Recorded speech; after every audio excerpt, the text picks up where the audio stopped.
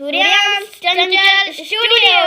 मुझे गुरुदेव का असीम, अविरल और अपार प्रेम।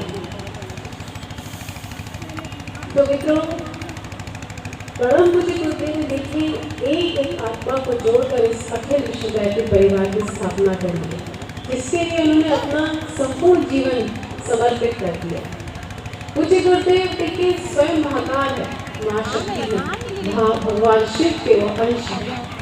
जितनी भी ऐसी आसुरी शक्तियां हैं या फिर जैसे नर पिशाच है जो भी विघ्न बाधा डालते हैं, उनका तो वो अंत होकर ही है।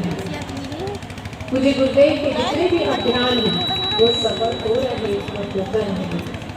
युग निर्माण योजना होकर ही है, हो रही है। विचारधाम के अभियान को सफल बनाने के लिए विश्व के सभी लोग एक साथ एकजुट होकर संगठित होकर मुझे गुरुदेव के विचारों को जन जन तक पहुंचाने का प्रयास किया। मनुष्य में देवत्व उदय और धरती पर स्वर्ग का अवतरण होता है। तो मित्रों, कई लोग सवाल पूछते हैं कि ये कभी होगा भी होगा, ये निर्माण हो रहा है कि नहीं हो रहा। जब 16 करोड़ लोग गायत्री परिवार के बदल सकते हैं तो क्या ये निर्माण नहीं है? ये भी तो एक निर्माण है। लोगों की सोच में परिवर्तन आना, उनके व्यक्तित्व में परिवर्तन आना, उनके खान पान में परिवर्तन आना, क्या ये युग निर्माण नहीं है? तो ये जब 16 करोड़ लोग बदल सकते हैं तो वो अन्य लोगों को बदलेंगे, ऐसे तो युग का निर्माण होगा। तो मुझे पूर्ण विश्वास है कि कोई संस्था करे ना करे, लेकिन गायत्री परिवार के लोग पूरे विश्व को बदल कर सकेंगे। ये पूरा मुझे इसका उम्मीद है और पूरा होगा भी। तो गुरुदेव का जो भविष्यवाणी है सब सत्य होते दिख रही है और होते है। आप लोगों ने संभवतः वृत्तासुर की कहानी सुनी होगी। वृत्तासुर देखिए एक राक्षस था। उसको मारने के लिए महर्षि दधीचि ने अपनी हड्डियां दान में दी थी। तो जो अंतिम पंक्तियां वृत्तासुर ने बोली वो दिल को छू लेने वाली है। वृत्तासुर ने कहा कि हे भगवान, मैं अपना सौभाग्य समझता हूँ कि आज जब आप वज्र बनकर मेरी गर्दन पर गिरेंगे तो जो क्षण और सानिध्य मुझे प्राप्त होगा वो मुझ जैसे पातक और पापी को परिष्कृत करने के लिए काफी है। मतलब इस क्षण के लिए उतना खुश था कि भगवान जब मुझे वज्र बन के गिरेंगे गर्दन पे तो वो क्षण सानिध्य के लिए कितना महत्वपूर्ण होगा। तो भाई बहनों, जब वृत्तासुर ने अपने जीवन के 100वें हिस्से को अपना सौभाग्य समझा तो हमारा जो वर्षों से गुरुदेव माता जी से जुड़े हैं, उनका सानिध्य प्राप्त कर रहे हैं, उनका प्यार प्राप्त कर रहे हैं, उनका मार्गदर्शन प्राप्त कर रहे हैं, हम लोग कितने सौभाग्यशाली हो सकते हैं इसकी हम कल्पना भी नहीं कर सकते। तो ये हमारी धरती का सौभाग्य है, हमारी धरती की खासियत है। शांति बैठो, 50 निगाह है आप कहीं देखें, अभी मैं झूला झूल रहा है ना। संदेश होती है जब मानवता असहाय पीड़ित होती है, दुखियों को दूर करने के लिए और संस्कृति की पुनरुत्थान के लिए मुझे गुरुदेव माता शक्तियाँ इस धरती पर आती हैं। मुझे गुरुदेव का व्यक्तित्व हम सभी जानते हैं।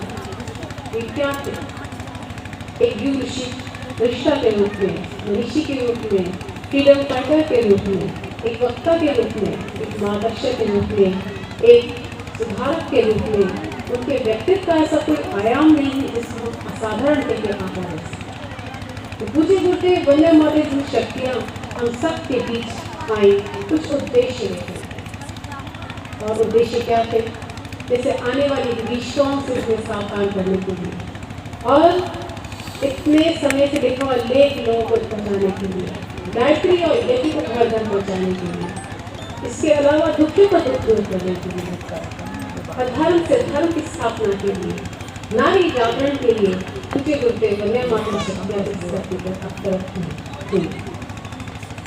तो हम लोग बहुत सौभाग्यशाली है कि इस जन्म में हमें पूज्य गुरुदेव वंदे मातरम जी का काम करने का सौभाग्य मिला। कई लोग सोचते होंगे कि अरे हम अपनी भौतिक दुनिया छोड़ करके हम इस दुनिया में आ गए तो हम कैसे जिएंगे, कैसा होगा। कई लोग विचारों में आती है ऐसी बातें, तो ये स्वाभाविक है। लेकिन हम लोग को बाद में समझ में आता है कि वो शक्तियों को खींच करके इस मिशन से जोड़ा है, वो शक्तियाँ आपको यहाँ लेकर के आई हैं कि आपको गुरु माता जी का काम करना है, इस मिशन को आगे बढ़ाना है। तो आप उन चयनित लोगों में से हैं, सौभाग्यशाली लोगों में से हैं जिन्हें गुरु माता जी ने आपको चुना है और उनका काम करने का सौभाग्य प्राप्त है। ये इससे बड़ा सौभाग्य कुछ नहीं हो सकता।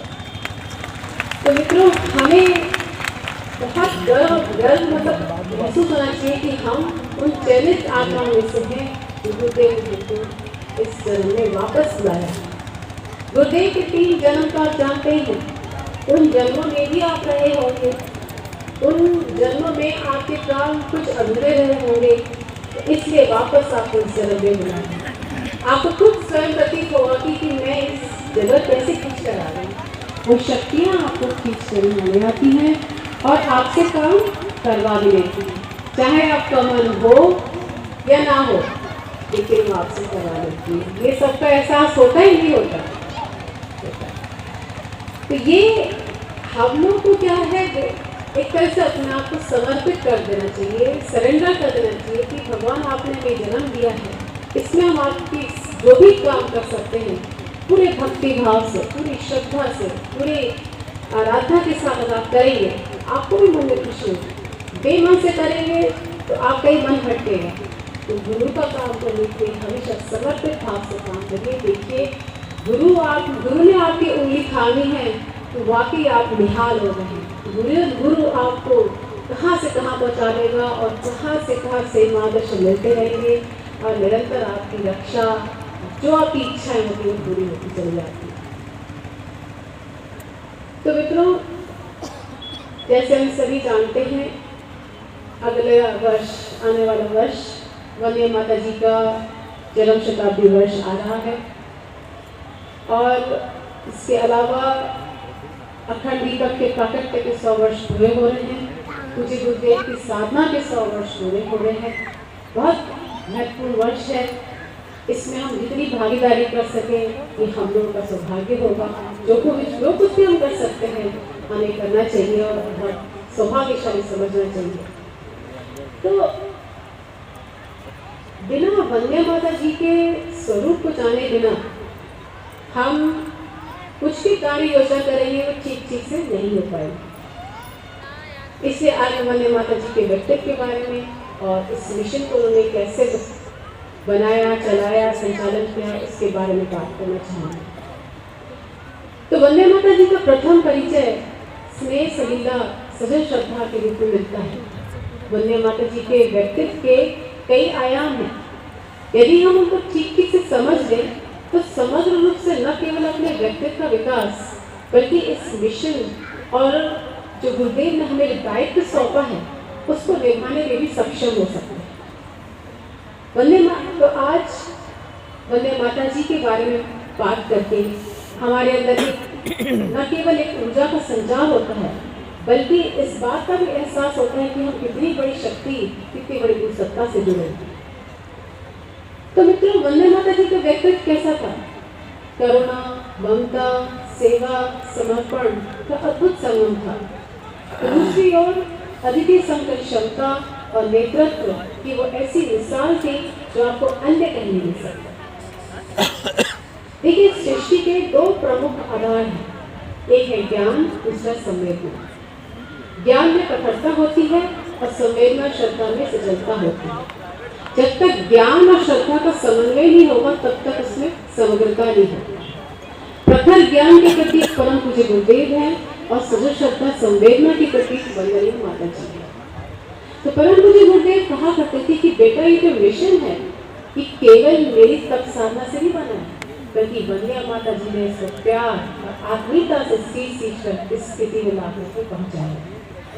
तो आज जो हम विशाल का गायत्री परिवार देख रहे हैं, ये वंदे माता जी का सूक्ष्म स्वरूप है जिसको उनके बिना इस मिशन की कल्पना कर पाना भी संभव नहीं है। वंदे माता जी अद्भुत मातृत्व की मिसाल थी, न केवल अपने गायत्री परिवार के परिजनों के लिए या अपने संतानों के लिए बल्कि अन्य ऐसे जीव जंतुओं के लिए उनका प्यार लगता था। ऐसा नहीं केवल अपने घर वालों से उनको प्यार था या अपने मिशन के लोगों से उनका ज़्यादा ध्यान था, हर एक जीव जंतु से भी उनको प्यार लगता था। एक बार हरिद्वार में श्रद्धांजलि समारोह का कार्यक्रम था, तो वंदे माता जी ने सबको बुलाकर के आगाह किया कि देखो आसपास की जंगल की सफाई करनी है, तो आप लोगों को कोई भी जीव जंतु भी निकले तो किसी को भी कष्ट और नुकसान नहीं होना चाहिए, किसी को भी मारना नहीं है। स्वाभाविक है, जीव जंतु जैसे सर्प बिच्छू निकलते ही हैं, तो पहले से वंदे माता जी ने आगाह कर दिया था कि किसी को भी कोई कष्ट नुकसान मत करना, मत परेशान करना। इन बातों से पता चलता है कि वंदे माता जी का प्यार न केवल इंसानों से था बल्कि जीव जंतुओं से भी उतना ही प्यार छलकता है। एक बार मथुरा में माता जी के पास जैसे अखंड ज्योति संस्थान में एक लड़का था जो कि मुसलमान था, तो उनका काम करता था। तो एक जो अखंड ज्योति प्रेस मशीन थी उसकी साफ सफाई करना और बाकी छापने का काम वो करता था। तो नियमित रूप से वो वहीं रहता था। वंदे माता जी सबका भोजन बनाती थी, अपने बच्चों के लिए, घर वालों के लिए, सबके लिए भोजन बनाती थी। तो कई लोगों ने इस पर विरोध भी किया कि आप उसके लिए भोजन बनाते हैं, चलिए ठीक है, लेकिन उसके बर्तन साथ में क्यों रखती है? तो माता जी को कई दिन तक उन्होंने सुना तो बड़ा अजीब लगा कि बड़ी विचित्र सी बात है, इस बात पे सब लोग टोका टाकी करते हैं। फिर उनके यहाँ एक एजू नाम की महिला काम करती थी जो कि विधवा थी, उसने भी ये बात कही उन्होंने माता जी से कि आप सबका भोजन बनाती, माता जी बहुत अच्छी बात है, लेकिन इसके बर्तन आप अलग रखिए क्योंकि ये मुसलमान। तो माता जी ने कई दिन तक सुना, फिर उन्होंने कहा कि देखो तुमसे ये उम्मीद नहीं थी कि तुम ये बात कहोगे मुझसे। मेरे लिए चाहे मुसलमान का बच्चा हो, चाहे हिंदू का बच्चा हो, चाहे ईसाई का बच्चा हो, मेरे सारे बच्चे ही बराबर, सारे बच्चे मेरे बराबर हैं। मैं ये भेदभाव नहीं कर सकती कि तुम मुस्लिम हो, तुम हिंदू हो, तुम क्या हो। तब से इसके बाद लोगों को समझ में आया कि वाकई हमने माता जी मानवीय इंसान नहीं बल्कि देवी के रूप में। तो ऐसी छोटी छोटी चीजें जैसे भेदभाव है, अन्य परंपराएं हैं, अनेक कुरीतियां मुझे गुरुदेव वंदे माता जी ने समाप्त की। उसके लिए उन्होंने इतना विरोध भी सहा है जिसके हम कल्पना नहीं कर सकते। जिस समय गायत्री मंत्र एक नारी जप नहीं सकती, गायत्री मंत्र जपना भी एक बहुत बड़ा, एक तरह से कहते हैं ना, बुरा मानते थे कि नारी गायत्री मंत्र नहीं जप सकती, ये भी पवित्र नहीं कर सकती, और भी चीजें जो उसको अधिकार की नहीं कर सकती। तो पूज्य गुरुदेव ने अनेकों विरोध सहकर बहनों को गायत्री मंत्र का अधिकार दिया, क्यों नहीं जप सकती ना। और तब से लेकर आज तक देखिए बहनें जप रही हैं, सब कुछ हो रहा है, लेकिन कितना उन्होंने विरोध सहा इसकी हम कल्पना नहीं कर सकते। जो जप लेती थी ऐसा बोलते थे कि उसके कान में खोलता और शीशा डाल देते थे। इतने अंध परंपराएं, ऐसी सी चीजों से गुरुदेव माता जी ने उन लोगों को मुक्ति दिलाई है। और आज देखिए नारियां क्या से क्या नहीं कर रही। हमारी गायत्री परिवार के बारे देखिए, कहाँ से कहाँ चूल्हे चौके से छोड़ के मंच पर ब्रह्मवाणी बहनों की टोली निकल यहाँ सामने खड़ी नहीं काम कर। ये गुरुदेव माता जी की देखिए इतनी शक्ति की, इतनी ताकत की आज हमें बढ़ चढ़ कर काम कर रहे हैं। तो मित्रों, वंदे माता जी का यदि कोई आता था 12 बजे भी कोई रात में आता था तो माता जी उसको कभी भोजन खिलाए कभी नहीं पूछती थी। एक बार एक परिजन उनके पास मिलने आए रात को, माता जी ने एक जैसे बच्चे को भोजन परोसते हैं, खाना बनाया, खिलाया। खिलाने के पश्चात जब वो उठने लगे तो माता जी ने जो है उनकी थाली उठा ली। तो उनको बहुत संकोच हुआ कि अरे मेरी माता जी ने थाली क्यों उठाई।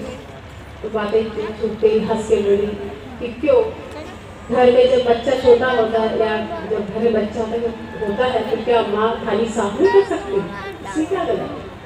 तो उन परिजन के आंखों में श्रद्धा क्या सुधार। वंदे माता जी जगत जननी माँ थी। एक बार एक परिजन ने उनसे पूछा कि माँ क्या आप मुझसे परिचित हैं, क्या आप मुझे जानती हैं। तो माता जी बोली, देख बेटा मैं तेरे रग रग से वाकिफ हूँ, मैं ये जानती हूँ कि तू इस जन्म में क्या क्या काम करेगा और क्या क्या नादानियाँ करेगा।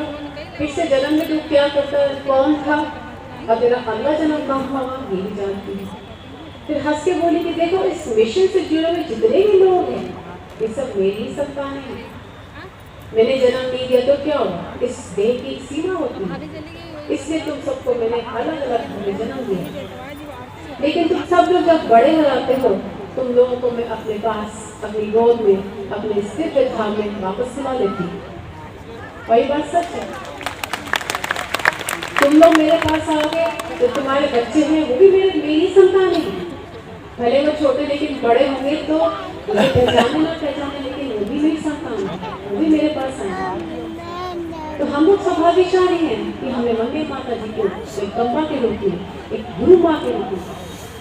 और ये बात सत्य है, आप लोग या हम लोग न जाने किस किस कोने में रहते थे, क्या क्या काम करते थे, अपनी जॉब छोड़ के सब कुछ छोड़ के वंदे माता जी के चरण में आ गए, उनकी गोद में ही बैठे। गुरु जी माता जी ने हमें बिल्कुल प्यार से संभाला हुआ है, रखा हुआ है, हमारी रक्षा करते हैं, हर एक बात सुनते हैं। बात बिल्कुल सत्य है।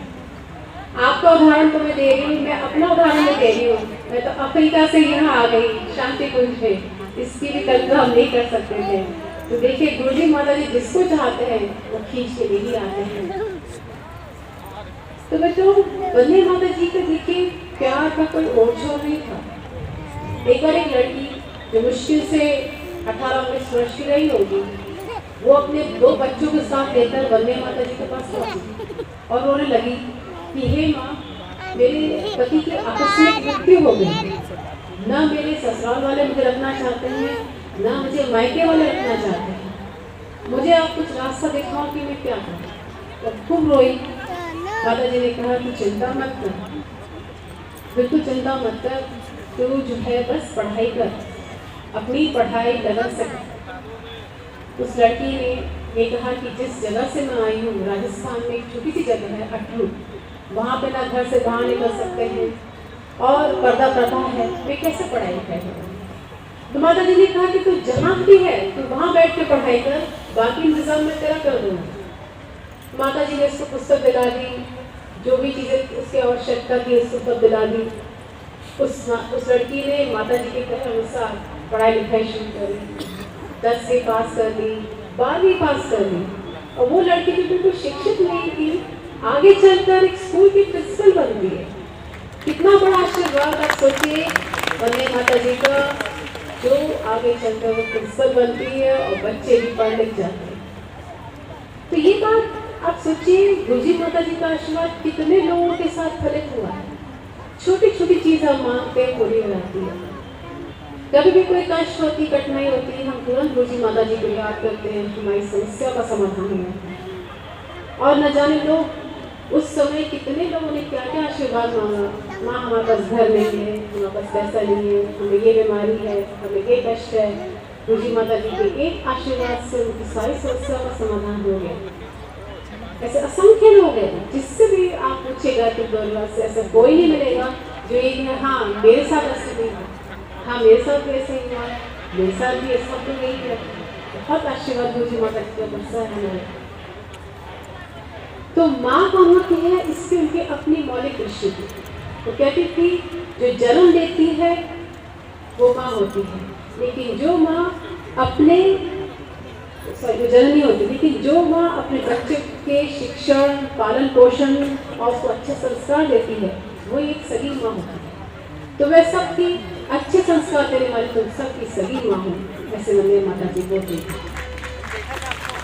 उनका आश्वासन था वंदे माता जी का कि मैं तुम सबको कभी अकेले छोड़ के जाने वाली नहीं हूँ, और जब भी तुम लोग मुझे दिल की गहराइयों से पुकारोगे तो तुम सबके पास दौड़ी चली जाऊंगी। और आप लोग सोचते हो कि माता जी आज नहीं कल नहीं, अरे माता जी आज भी हैं कल भी रहेंगी और इस देह को छूटने के बाद भी हमेशा आपके साथ रहेंगी। ये बात बिल्कुल सत्य है, उनका आश्वासन। आप कभी भी आप लोग भी साक्षी हैं, आपने जब भी दिल की गहराइयों से वंदे माता जी को पुकारा है वो आपके साथ हमेशा खड़ी होगी। चाहे आप सफर में देखकर या किसी के रूप में आके वंदे माता जी ने आपकी हमेशा रक्षा की। गुरु जी माता दोनों आपकी हमेशा रक्षा, छोटी छोटी चीजों की इच्छा पूरी कर रहे हैं। मेरे पास एक बार शांति ग्रुप में कोई एक महिला आई थी तो बोली कि दीदी हमको जो है नारियल के लड्डू बहुत पसंद है शांति ग्रुप से। तो मैंने कहा अच्छा तो आप खरीद ही ले कैंटीन से। तो वो कहती दीदी पता नहीं क्यों आज कहीं बने ही नहीं है या ख़त्म हो गए हैं, लड्डू ही नहीं मिले। मैंने कहा कोई बात नहीं कल मिल जाएंगे। उन्होंने इतना ही कहा कि एक व्यक्ति आता है कहता है कि दीदी मेरा जन्मदिन है, मैं नारियल के लड्डू आपको खिलाने को लाया। तो सोचिए इतनी छोटी सी चीज़ जो इतने दिल से मांग रहा है कि नारियल के लड्डू खाने को नहीं मिल रहे हैं, इस रूप में आके देखिए सामने देखिए। कुछ भी आप मांगते हैं या कुछ भी कष्ट कठिनाई होती है तो आपको ऐसे बचा लेते हैं जैसे कि एक छोटे से बच्चे को उठा के दूसरी जगह रख दिया। तो एक ये रूप था वंदे माता जी का। दूसरा रूप वो था जो वंदे माता जी ने शांतिकुंज के लोगों को सभी को एक सूत्र में एक धागे में प्यार और आत्मीयता से जोड़ करके रखा। जब परम पूज्य गुरुदेव हिमालय की यात्रा किए गए थे सन 60-61 की बात है, तो उस समय वंदे माता जी ने शांतिकुंज को एक पिता के रूप में, एक अभिभावक के रूप में, एक संस्थापक के रूप में खड़ा किया। पूज्य गुरुदेव ने अपने आप को पीछे कर लिया था और उन्होंने वंदे माता जी को आगे कर दिया। और जिस समय वंदे माता जी मथुरा में थी, मथुरा में आप सोचिए एक छोटे से घर में रहते थे, लोगों का आना जाना, परिजनों का आना जाना लगा रहता था, परिवार लोगों का आना जाना लगा रहता था और घर गृहस्थी के सारे काम। गुरुदेव ने उनको इसकी अखंड ज्योति जो छपी थी उसका काम भी दिया था, पत्रों का जवाब भी वो देती थी और अखंड ज्योति जो थी तो पेपर जो था घर में ही छपा करता था। स्वयं गुरुदेव भी कई बार खुद पेपर इकट्ठा करके ले आते थे साइकिल पे जाके, तब तो साधन भी नहीं होते थे। इतनी मेहनत आप सोचिए से ये सब चीज़ें चलती थी और काम होते रहते थे। और जब अखंड ज्योति उस समय छपती थी तो लोग ये कहा करते थे कि अरे गुरुदेव आप अखंड ये जो पुस्तक छाप रहे हैं ये चलेगी नहीं, ना आप डोनेशन लेते हैं ना आपका पैसा कहीं से आता है, ये चलने वाली नहीं है। तो गुरुदेव ने जो है ऐसे लोगों का जवाब पुस्तक में इसी पत्रिका में लिख कर दिया, यदि इंसान के थ्रू चलने वाली हुई तो नहीं चलेगी, लेकिन भगवान यदि चलाएगा तो जरूर चलेगी। भगवान की चीज है तो भगवान से चलाएगा और वो आज तक चल रही है अखंड ज्योति हमारी। तो इतनी मेहनत, इतनी सेवा, इतने लोगों की आप सोचिए वहाँ संगठन था, लोग घर में रहते थे, वो भी मदद करते थे वंदे माता जी। तो मूल बात यह है कि छोटी सी जगह और छोटी सी जगह में माता जी ने वो काम करके दिखाया जिसको कहते हैं संगठन क्षमता का परिचय। यदि वंदे माता जी नहीं होती इतना बड़ा संगठन आज जो हम देख रहे हैं वो खड़ा नहीं हो पाता। परम पूज्य गुरुदेव जब साधना करके आते थे अपने ऊपर वाले कमरे में से 24 लाख के 24 महापुरुषों करके जब उतरते थे तो उनकी आंखों में इतना तेज और इतना प्रकाश होता था ना, किसी के सामर्थ्य नहीं होता था कि इसको उनको सीधे आंख से आंख मिला करके देख सके, इतना तेज प्रकाश होता था। कभी कभी लोग जो गुरुदेव के साथ सहायता करते थे, काम करते थे, क्या होता था कि उनकी स्पीड में काम नहीं कर पाते थे तो कई बार उनको डांट भी पड़ती थी। जब डांट पड़ती थी तो वंदे माता जी समझ जाती थी कि उतर के आ रहे हैं, उनको डांट पड़ी है। वंदे माता जी को चाहे लड्डू खिला के, चाहे खाना खिला के या उनको दो शब्द प्यार करके उनके सारे दुखों को दूर कर दिया करती थी कि पता ही नहीं चलता था कि क्या हुआ क्या नहीं हुआ। तो इस तरह से दोनों की शक्ति मिल करके काम करती थी। लोगों की स्मृतियों में है कैसे माता जी ने भोजन खिला के या प्यार बांट के इतना प्यार बांटा है जिसका होगा उनके बस बातों के मतलब भंडार होंगे, कैसे कैसे इतना प्यार मिला है मुझे माता जी से। मतलब हम लोग सौभाग्यशाली हैं कि हम लोगों को दोनों गुरु और माँ का प्यार मिला। कुछ लोग होते हैं जिनको केवल गुरु का सानिध्य मिलता है या कुछ लोग होते हैं जो केवल माँ का सानिध्य मिलता है, लेकिन हमें दोनों गुरु और माँ का साथ मिला, ये हम लोग का। तो भाई मैंने जो वंदे माता जी ने गुरुदेव के जीवन का क्रांतिकारी इस जीवन का स्पर्श पाया और जब वंदे माता जी और खेड़ा रही कुछ वर्ष तब उन्होंने देखा कि जो बहनों की दुर्दशा थी, कैसी उनकी परंपराएं थी, केवल 4 दीवारी में कैद थी, उसको एक अपाहिज बना के छोड़ दिया था। और अनेकों कुरीतियाँ, अंधविश्वास, ये सब था। अशिक्षा के ढेर नीचे परिवार को डूबते देखा और दहेज की वजह से बहन बेटे को जलते आग पे चलते देखा। वहाँ से वंदे माता जी का मन क्रांतिकारी हुआ और पूज्य गुरुदेव ने इस आंदोलन की शुरुआत की थी, नारी जागरण आंदोलन की शुरुआत की थी। फिर वंदे माता जी ने इस कमान को संभाला और आज हम विशालकाय नारी जागरण का वट वृक्ष देख रहे हैं। ये परम वंदे माता जी और गुरुदेव का प्रसाद है। आज जो हम सुरक्षित बैठे इस वट वृक्ष के नीचे, ये वंदे माता जी की ही कृपा। तो नारी जागरण का उद्देश्य यही था कि नारियां जागें, अपनी क्षमताओं को बढ़ाएं, अपनी प्रतिभा को बढ़ाएं, मजबूती बुलाएं अपने अंदर, अपने पैरों पे खड़ी हो, स्वावलंबी हो और संस्कारवान हो, पुरुषों से कंधे मिला करके चले। ये इसका उद्देश्य था और आज वो दिख रहा है, 21वीं सदी में सब दिख रहा है।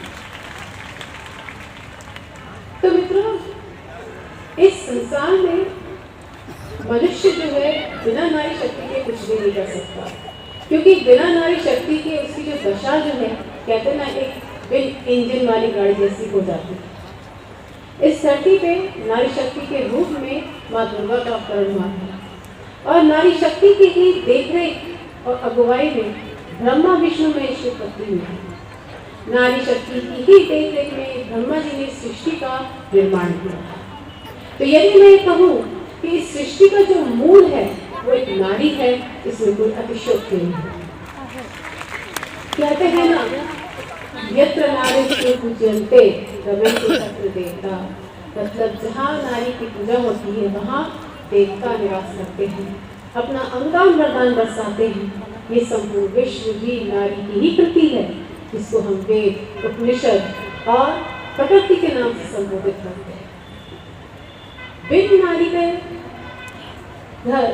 के कहते एक मान्यता है कि जिस घर में नारी का सम्मान नहीं किया जाता या उसके साथ गलत व्यवहार किया जाता है, उस घर में दरिद्रता छाई रहती है, उस घर में लक्ष्मी का निवास नहीं होता, ऐसी मान्यता है।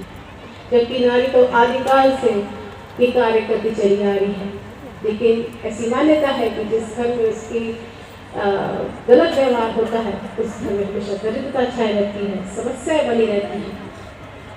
एक समय ऐसा था जब पति की मृत्यु के बाद नारी को भी सती होना पड़ता। ये क्या था? सती प्रथा।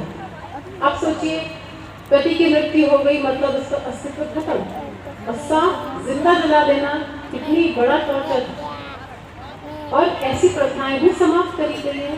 इसको रोकने के लिए राजा राममोहन रॉय ने पहला कदम उठाया, हमेशा के लिए सती प्रथा को समाप्त किया। और उस समय कुछ ऐसे विशेष वर्ग के पुरुष थे जो नारी को किसी क्या कहते हैं गतिविधियों में शामिल नहीं होते थे, शिक्षा से वंचित करके रखा था, बहुत सारी समस्याएं थी। तो वो सब चीज़ों से हट करके आज जो नारी कहते हैं ना, शिकंजा जो हटा है और जो आज जो जागी है, लेकिन जागना इसलिए भी जरूरी है क्योंकि नारी जो है परिवार की धुरी है और उसको परिवार का निर्माण करना है, समाज का निर्माण भी करना है, राष्ट्र का निर्माण भी करना है।